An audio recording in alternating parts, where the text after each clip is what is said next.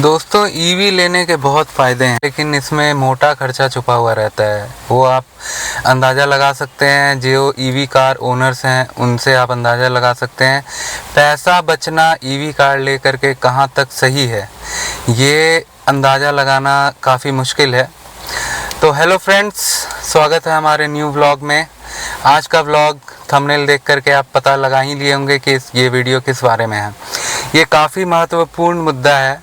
इसके बारे में ईवी कार ओनर्स सोचते हैं कि वो ले लिए हैं गाड़ी और ईवी कार लेकर के उनका कितना पैसा बचता है, कितना नहीं बचता है और उनका कोई खर्चा नहीं लगने वाला है। ये कहाँ तक सच है, आज हम इस टॉपिक के बारे में बात करेंगे। तो सबसे पहले ईवी कार आज के डेट में 2025 का शुरुआत है, ये फेब 2025। ईवी कार आज कोई एवरेज ईवी कार लीजिएगा, जैसे टाटा पंच हो गया, एवरेज आपका यही है जो ईवी प्लेटफॉर्म पे बनी हुई है। एमजी विंडसर हो गई, और या फिर आपका ये टियागो है। टियागो तो चलिए सिटी के लिए ही है, एमजी कॉमेट, टियागो ये सब सिटी लिमिट्स के लिए ही है। लेकिन इसके आगे हम बात करने वाले हैं कि ये आपका 9-10 लाख में ईज़िली अवेलेबल हो जाएगा। लेकिन जो टाटा पंच और टाटा नेक्सॉन हो गया, ये सब जो ईवी प्लेटफॉर्म के ऊपर बना हुआ है, ये 14-15 लाख के रेंज में आता है। टाटा कर्व ईवी जो मैं ओन कर रहा हूँ, वो लगभग आपका 24 लाख लगभग ऑन रोड पड़ जाता है। उसमें लेने के बाद आपको कितना खर्चा पड़ने वाला है और कितना आगे आफ्टर ओनिंग कितना आपका इसमें एक्सपेंसेस आएगा, ये मैं आज इसके बारे में बात करना चाहूँगा, जो कि मैं काफ़ी स्टडी और कैलकुलेशंस करने के बाद मैं आपके साथ एक सार बना करके आपके साथ शेयर करने वाला हूँ। तो देखिए, ईवी कार जो है, इसमें सबसे 2-3 सबसे बड़ा इम्पॉर्टेंट पॉइंट्स है जो मैं आपको इस वीडियो के माध्यम से बताना चाहूँगा। जैसे कि मान के चलिए आप ईवी कार ले लिए। ईवी कार लेने के बाद इसमें सबसे बड़ा फैक्टर होता है चार्जिंग। चार्जिंग जो है आपका, जैसे अगर आप मोटा खर्चा करके अगर बड़ी बैटरी वाली कार लीजिएगा, जैसे मैं कर्व ईवी लिया हूँ, ये 55 किलोवाट की इसमें बैटरी लगी हुई है। ये आपका 45 किलो की बैटरी में ये अवेलेबल है। नेक्सॉन का 40 किलोवाट में आ गया है, उसका 45 और 40 शायद है, वो दोनों ही मतलब दोनों वेरिएंट्स में अवेलेबल है। तो अगर आप टॉपेस्ट वेरिएंट में अगर जाते हैं, तो टॉपेस्ट वेरिएंट में जाने के बाद ही आपको 7.2 किलोवाट का चार्जर उसमें दिया जाएगा, जो कि आपको कम वेरिएंट वाले में नहीं मिलेगा। अगर आप इसे ख़रीदना चाहते हैं तो ईज़िली आपको 60 से 70 हज़ार रुपये इसमें आपको खर्चने पड़ेंगे। उसके पहले आपको नहीं मिल पाएगा 7.2 किलोवाट का चार्जर। उसके जो नॉर्मल गाड़ियों में आता है आपका 3.2 किलोवाट पर आवर का चार्जर आता है। तो इसका कैलकुलेशन काफ़ी सिंपल है दोस्तों। देखिए, 7.2 किलोवाट का चार्जर जो है वो आपकी गाड़ी चार्ज करेगा लगभग 7 से 8 घंटे में। आप हमेशा ज़ीरो से चार्ज नहीं करते हो। आप ज़ीरो से चार्ज नहीं करते हो, इसलिए मान के चलिए आप 20% से चार्ज करते हो। 20% से कम गाड़ी को लानी ही नहीं चाहिए, ईवी कार को। उसके बैटरी पे थोड़ा इफेक्ट पड़ता है, लेकिन कभी कभार आ जाए तो कोई वैसा इशू नहीं है। ना ही 100% मैक्सिमम टाइम करना चाहिए, क्योंकि ये मैं आपको प्रीवियस वीडियोस में भी बता चुका हूँ कि ये आपके एक सेलफोन के तरह है। जैसे आप अपने सेलफोन को कभी 100% नहीं करना चाहिए या कभी 20% से नीचे नहीं लाना चाहिए, वैसे ही इसका भी बैटरी काम करता है। जो कर्व ईवी है या कोई भी ईवी जो है आजकल जो इंडियन मार्केट में निकल रही है, इसमें है कि आपका जो गाड़ी है, मान के चलिए 55 किलोवाट का चार्जर है, तो ये आपका 7.2 से उसको डिवाइड कर दीजिए, तो उतना ही टाइम इसमें लगने वाला है इसको चार्ज करने के लिए। आप टाइम कैलकुलेशन अपना पूरा उससे कर लीजिए। 7.2 किलोवाट चार्जर मतलब वो उतना चार्ज करेगी 1 घंटे में। वो उसका एफिशिएंसी है, मतलब वो एफिशिएंसी मेंटेन करेगी। लेकिन बोला जाता है कि आप लोग लो चार्जर से चार्ज खींचिए। तो अब मुद्दे पे आता हूँ। मुद्दे की बात यह है कि जब चार्जर आप लीजिएगा, थोड़ा उसमें भी 50-60 हज़ार रुपये अगर खर्च करते हैं, तब आपको वो बड़ी चार्जर मिलेगी। वो एक्जीकॉम की आती है, वो एमजी वाले भी सेम यूज़ करते हैं, टाटा वाले भी सेम यूज़ करते हैं। 2-3 कंपनियां हैं जो काफ़ी भरोसेमंद है और उनका सर्विस काफ़ी अच्छा है। अब अगर आप फ्लैट में रहते हो तो फ्लैट में आपको ये चार्जर इंस्टॉल कराना पड़ जाएगा। और चार्जर इंस्टॉल करने का सबसे बड़ा इशू आता है फ्लैट्स में कि आपका जहाँ पे चार्जिंग स्लॉट है वहाँ पे आपका पार्किंग नहीं है। अब पार्किंग जहाँ पे आपका है वहाँ तक आपको चार्जर का कनेक्शन करवाने के लिए हो सकता है कि 5 मीटर से ज़्यादा वायर लग जाए, तो उसमें भी थोड़ा खर्चा आता है। तो उसमें भी एक्स्ट्रा आपको खर्चा आएगा। या आपका अगर बंगलोज़ है या आपका विलाज है या घर है या फैक्ट्री आप जहाँ चार्ज करते हैं वहाँ ईज़िली हो जाएगा, क्योंकि वहाँ वो समस्या नहीं आएगा।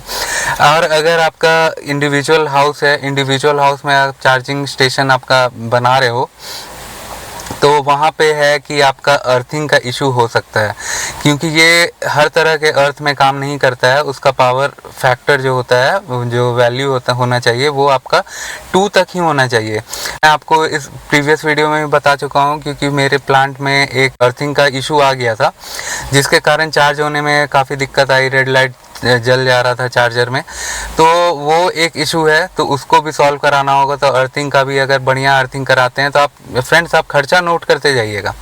ये एक बेसिक है, लेकिन आप एक बार करवा लीजिएगा तो ये आपका मतलब सालों साल चलेगा, इसमें कोई इशू नहीं आने वाला है। तो इसमें लगभग 8 से 10 हज़ार रुपये अर्थिंग कराने का लग जाएगा। इसका इतना वैल्यू होना चाहिए उस हिसाब से। तो अर्थिंग का एक मैं आपको खर्चा बता दिया।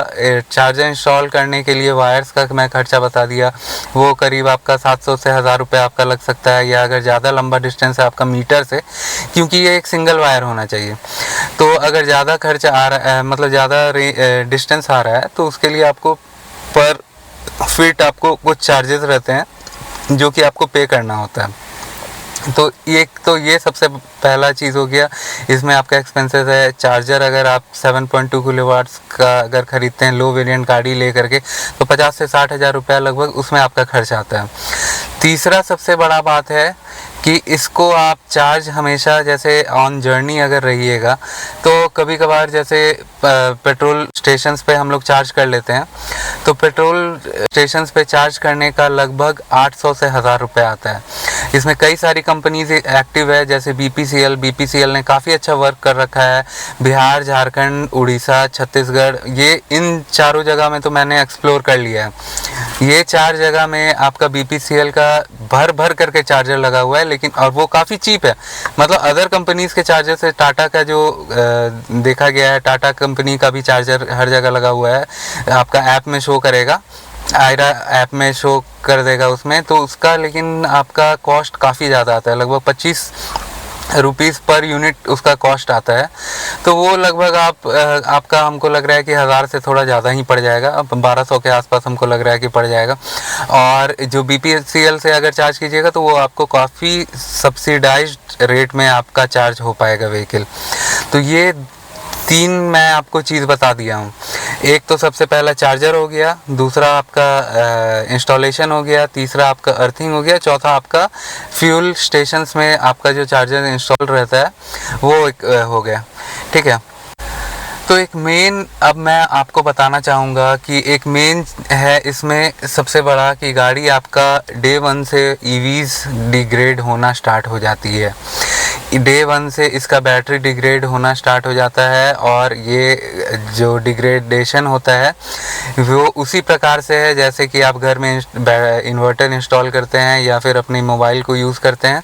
हालांकि इसका वारंटी तो है, काफ़ी अच्छा वारंटी दिया है, 8 साल का वारंटी, और महिंद्रा और एमजीज़ में सुनने को आ रहा है कि वो लाइफ टाइम वारंटी देते हैं। तो ऑब्वियसली टाटा कंपनी भी लाइफ टाइम वारंटी का मतलब अपने व्हीकल्स में ले करके आएगी, और काफ़ी अच्छी व्हीकल्स आ रही है टाटा की। टाटा सियरा आ रही है, ईवी में आ रही है, टाटा हैरियर आ रही है, और काफ़ी सारी व्हीकल्स अभी अपकमिंग डेज में अभी लॉन्च होने वाली है, जो कि अभी ईवी मार्केट एकदम पूरा पलट करके रख देगा। तो आप अगर गाड़ी शॉर्ट टर्म के लिए ले रहे हो, बहुत लोगों का ये रहता है कि मैं गाड़ी 4 साल लूँगा, 4 साल लेने के बाद इसे हटा करके दूसरा एक गाड़ी ले लेना है, तो लॉन्ग टर्म शॉर्ट टर्म पे आपको ये फ़ायदेमंद नहीं रहने वाला है। लॉन्ग टर्म में अगर आप व्हीकल को लीजिएगा तो आपके लिए बस वो आपके लिए रहना चाहिए, तो वो आपको तब जा कर के बेनिफिट देगा, क्योंकि शॉर्ट टर्म में ना ही आपको इसका रीसेल वैल्यू मिलने वाला है। अगर टाटा कंपनी 1,60,000 पे वारंटी तक देती है और मोटर और बैटरी पे 1,60,000 या 8 साल का वारंटी है, तो वो वारंटी के टाइम तक ही आप इस पे ट्रस्ट कर सकते हैं। हालांकि ये उससे भी सालों साल चलेगी, उसमें कोई इशू नहीं आएगा। लेकिन जो इसको लेना चाहेंगे, मान के चलिए आप 1 लाख चला करके या 40,000 50,000 चला करके इसे बेचना चाह रहे हैं, तो ये मुमकिन नहीं है, आपको अच्छा वैल्यू नहीं मिलेगा।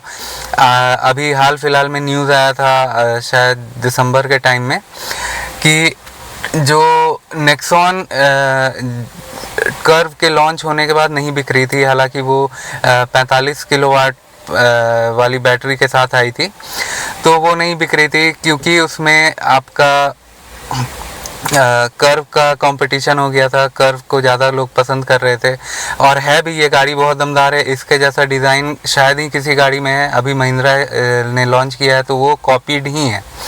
कूपे डिज़ाइन सबसे पहला आपका इंडिया में टाटा कर्व ही आया है और कोई गाड़ी नहीं आई है। तो उसमें क्या है कि नेक्सॉन पे भी वो लोग 4-4.5 लाख रुपए का डिस्काउंट करके वो लोग फेस्टिव ऑफर बना करके बेचने लग गए।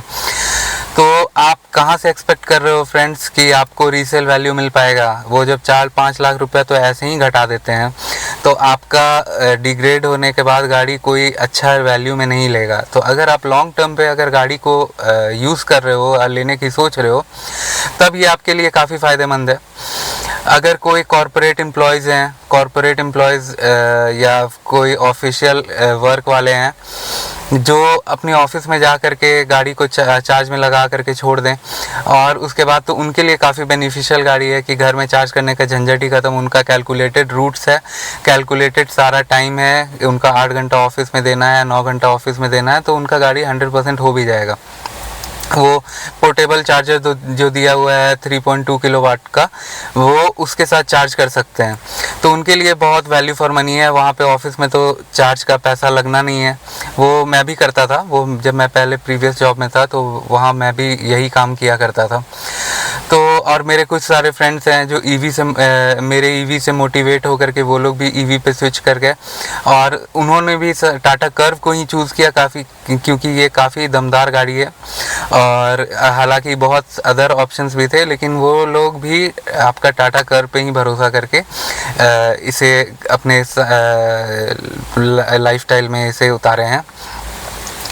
और तीसरा एक सबसे मेजर पॉइंट है कि दोस्तों देखिए, टाइम इज़ मनी। बहुत लोगों के पास अचानक से कहीं निकलना पड़ गया, तो अचानक से उनके पास समय नहीं रहता है कि कहाँ चार्ज कराएंगे, कैसे है, या पेट्रोल फ्यूल पंप तक नहीं जा पाएगा, चार्जिंग स्टेशन तक नहीं जा पाएगा, तो उनको चार्ज करने के लिए रुकना पड़ सकता है। या फिर अचानक से उनका बैटरी ऐसी जगह में ड्रेन हो गया जहाँ पे कोई चार्जिंग फैसिलिटीज़ नहीं है, तो उन्हें भी अगर पोर्टेबल चार्जर से चार्ज करना पड़े, तो वो चार्जर से चार्ज करने के लिए उनको भी काफ़ी टाइम रुकना पड़ सकता है।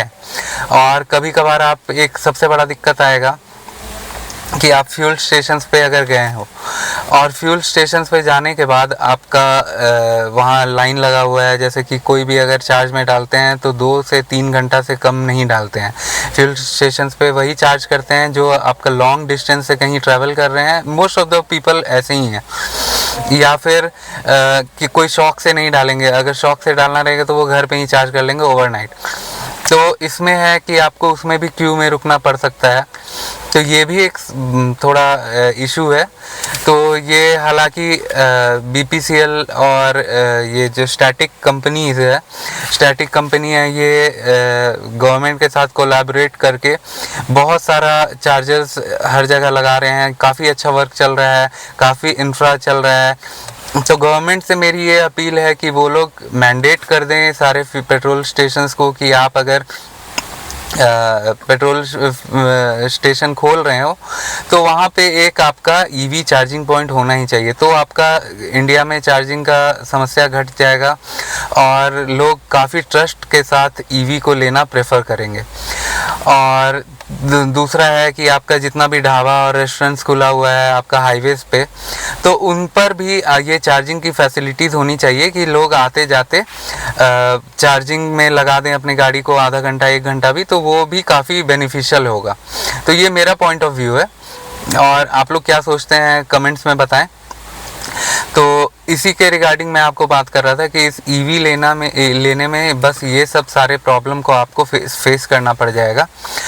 और इसके बारे में मैं आपको और डिस्कशन करना चाहूँगा कि इंफ्रास्ट्रक्चर होने के बावजूद इसमें सबसे मेजर इशू आता है कि मान के चलिए आपकी ईवी गाड़ी में कोई कंपोनेंट अगर ख़राब हो जाता है तो ईज़िली ये रिपेयरेबल नहीं है।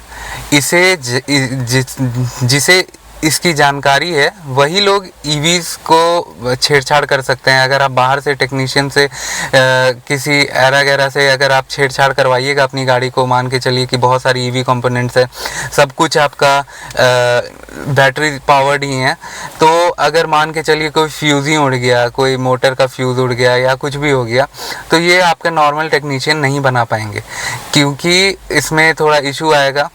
तो इशू आने के कारण अभी ये टोटली नई प्रोडक्ट है। मैं कर्व का ही बात नहीं कर रहा हूँ, टोटल ईवी इंडस्ट्री इंडिया में जो है ये अभी इंडिया के लिए नहीं है। तो अभी लोगों में अवेयरनेस कम है, टेक्नीशियंस में अवेयरनेस कम है कि ये ऐसे बनता है, ऐसे ये रिपेयर होता है। तो इसके लिए आपको गाड़ी को RSA में रखना होगा और आपको टो करके ही ले जाना पड़ेगा। तो अगर कोई प्रॉब्लम आता है तो प्लीज़ इसे लोकली नहीं छिड़वाएं, नहीं तो आपका मोटा खर्चा लगने वाला है और वारंटी भी वॉइड हो जाएगा। तो इसलिए आप बहुत सारा चीज़ है जो सर्विस सेंटर के लिए ही छोड़ें और ऐसे नहीं छोड़ें। और सर्विस सेंटर में भी मान के चलिए कि अगर प्रॉब्लम रेक्टिफाई नहीं होता है, तो प्रॉब्लम रेक्टिफाई नहीं होने के कारण इसमें क्या होता है कि वो लोग भी समझ में नहीं आ रहा है तो वो लोग भी नहीं छेड़ेंगे, क्योंकि उनका भी मोटा खर्चा आ जाएगा या उन पे कंप्लेंट इशू हो जाएगा। तो वो लोग भी अपने टेक्नीशियन को फॉरवर्ड करते हैं, जो सीनियर टेक्नीशियन है उनको फॉरवर्ड करते हैं। उसके बाद फिर अगर उनसे भी रिजॉल्व नहीं होता है तो वो वापस उसे वारंटी में वो पूरा पार्ट्स ही चेंज कर देते हैं। तो ये तो जब तक आपका वारंटी है तब तक आप सेफ़ हो, लेकिन अगर मान के चलिए कुछ अगर ज़्यादा इशू आ जाता है वारंटी के बाद, तो थोड़ा सा प्रॉब्लमेटिक हो सकता है ये इशू। चौथा चीज़ के बारे में मैं बात करना चाहूँगा कि ईवीज़ का आपका पार्ट्स थोड़ा महंगा होता है, ये आपको मानना पड़ेगा।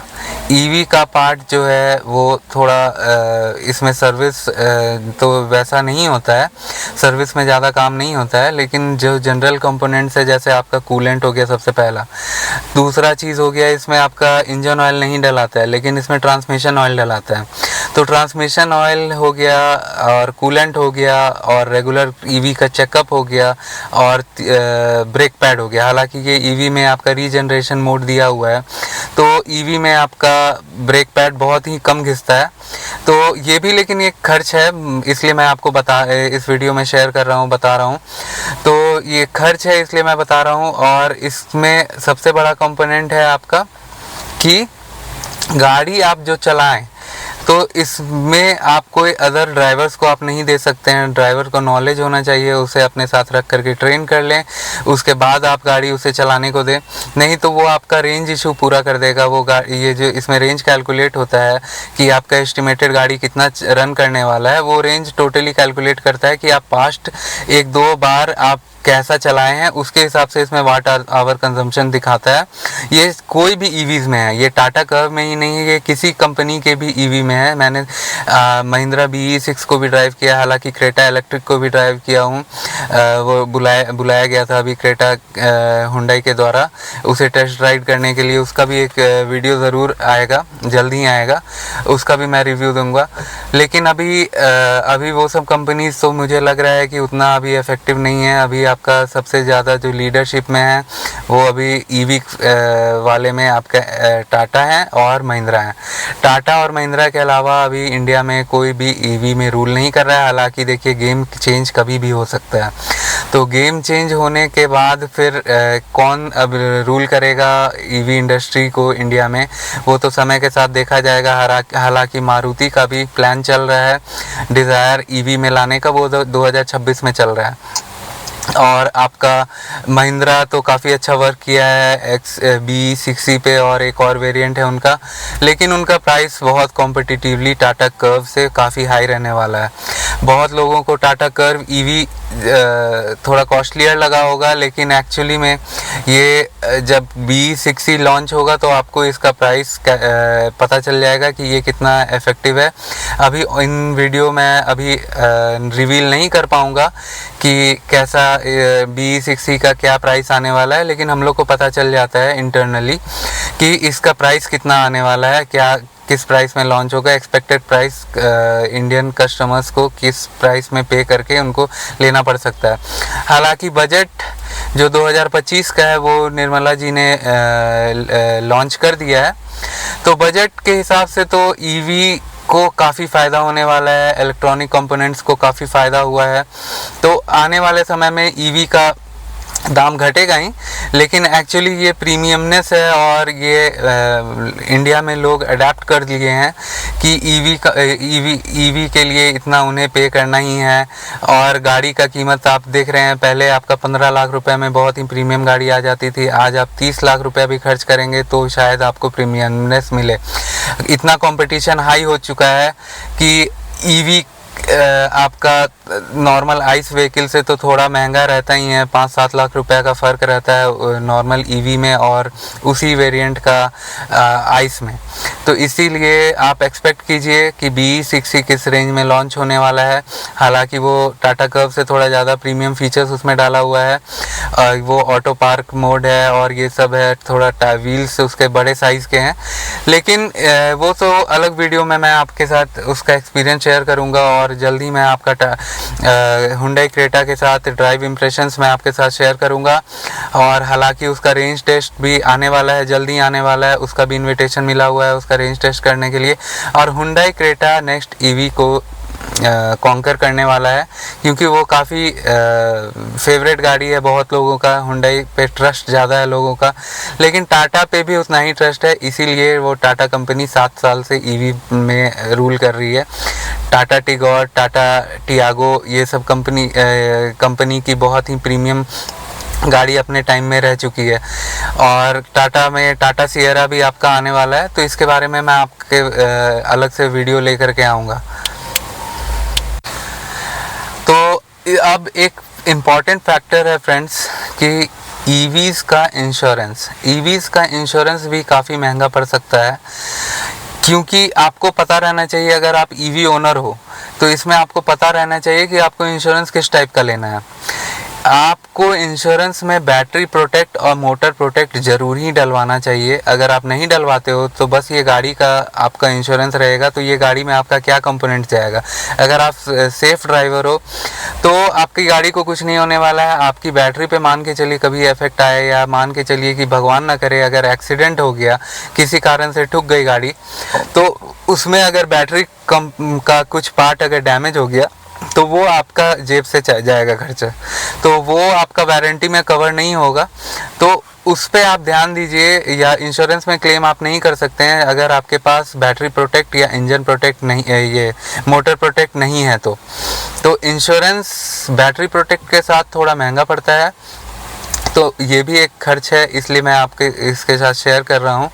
और जैसे जैसे गाड़ी पुरानी होती जाएगी, हम लोग आइस व्हीकल में क्या देखते थे कि गाड़ी पुराना होने के साथ उसमें बैटरी प्रोटेक्ट और मोटर प्रोटेक्ट नहीं रहता था, उसमें आपका इंश्योरेंस का वैल्यू घटते जाता था, लेकिन इसमें आपको थोड़ा ज़्यादा चार्ज देना पड़ सकता है। तो ये तो आप आने वाला टाइम में आपको पता चलेगा कि इंश्योरेंस में थोड़ा सा मतलब खर्च है इसमें। तो ये इंश्योरेंस का ध्यान रखिए फ्रेंड्स कि कभी भी आप इंश्योरेंस लेते हो तो उसमें ढंग का इंश्योरेंस लें, अच्छी कंपनी के साथ इंश्योरेंस लें, क्योंकि आप बहुत ही प्रीमियम गाड़ी ले रहे हो, गाड़ी के ऊपर आप 20 लाख रुपया 15 लाख रुपया खर्च कर रहे हो, तो ऑब्वियसली आपका इंश्योरेंस अच्छा होना चाहिए। तो आजकल लोगों का स्टैंडर्ड थोड़ा बढ़ गया है, वे ऑफ लिविंग बढ़ गया है, इसलिए 20 लाख तक की गाड़ी लेना एक नॉर्मल बात है, किसी भी घर में आ जाता है 20 लाख तक का गाड़ी। तो इसे देखते हुए आपका इंश्योरेंस भी काफ़ी अच्छा होना चाहिए। इसे एक आप अपना पर्सनल बॉडी के जैसा प्रोटेक्ट कीजिए, जैसे आपका हेल्थ इंश्योरेंस इम्पॉर्टेंट है, इसे ऐसा ही थर्ड पार्टी इंश्योरेंस ले करके रखने का कभी भूल ना करें। तो यही था आज का वीडियो गाइज। ऐसा मत सोचिएगा कि गाड़ी का सिर्फ कॉन्स बता करके मैं आपको ये कर दिया। ये बस एक खर्च है जिससे बहुत लोगों को पता रहना चाहिए कि बहुत लोग सोचते हैं कि ईवी मैंने प्लान कर लिया, अब ईवी से खर्च घटेगा। बहुत लोग 7 साल का मिनिमम डाउन पेमेंट दे करके 7 साल का आपका EMI चलवा लेते हैं और जितना पेट्रोल डीजल का खर्च आता था उतना ही में ही मैनेज करने का सोचते हैं कि अब मेरा तो इतना ही खर्च जाने वाला है। लेकिन ऐसा नहीं है, आपको थोड़ा सा पैसा हाथ में रखना होगा वो, लेकिन जो होता है वो वन टाइम होगा। तो इसी के लिए मैं आपको बताना चाहूँगा कि ईवी अगर प्लान कर रहे हो फ्रेंड्स, तो थोड़ा सा इंश्योरेंस हो गया, आपका चार्जिंग स्टेशंस हो गया, और आप घर में जो आप चार्जिंग हब बना रहे हो वो हो गया। ये सब के ऊपर आपको ध्यान देने की ज़रूरत है। और ये जो भी खर्च है वो वन टाइम है, इसमें घबराने की ज़रूरत नहीं है। ये कोई भी कंपनी की आप गाड़ी लीजिएगा तो कोई भी कंपनी में सेम सिनेरियो है। तो इसी के लिए इसी के साथ मैं आज का व्लॉग समाप्त करता हूं। और अगर आपको कोई क्वेश्चंस है तो आप प्लीज़ मुझे कमेंट्स में पूछ सकते हैं, मैं कमेंट्स का रिप्लाई विदिन 2 आवर्स कर देता हूं। और किसी भी तरह का आप चाहते हैं कि कुछ नेक्स्ट इन्फॉर्मेटिव वीडियो आनी चाहिए तो आप प्लीज़ कमेंट करें फ्रेंड्स। मैं अगला व्लॉग आपके क्वेश्चंस के ऊपर मैं बनाने का कोशिश करूंगा और जल्द ही जल्द आपके सामने प्रस्तुत किया जाएगा। धन्यवाद, थैंक यू।